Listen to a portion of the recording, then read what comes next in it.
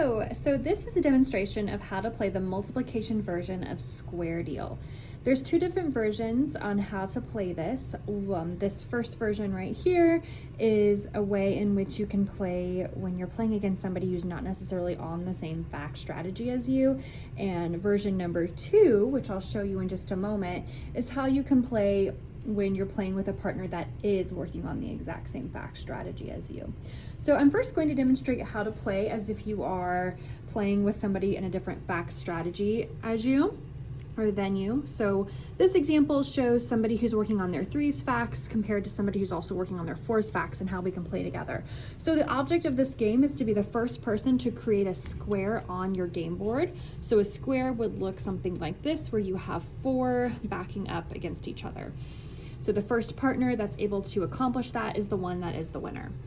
How this game works is you will need a paper clip and something sharp such as a pencil to be the anchor down for when you're flicking your paper clip to see what you're going to multiply. So once you flick, it's kind of hard to do with one hand, sorry. Once you flick, you then multiply whatever your fact is by the number that you spun on the spinner. So this would be 3 times 2. 3 times 2 is 6. You can choose whichever 6 you have on your game board, and then it moves on to the next player's turn. They'll flick the spinner, multiply, and whatever they get.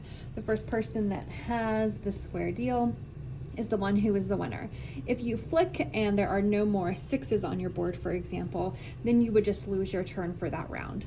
Now, another way how to play this is a way in which you would play if you have 2 people working on the same fact strategy.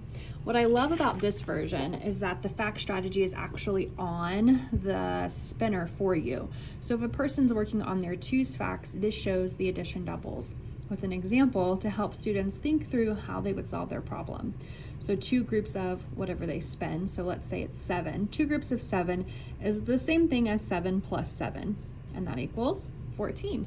What that player would do is they would find 14 on their half of the game board, and the first person, again, just like this previous version, the first person to land a square is the winner on their side of the game board.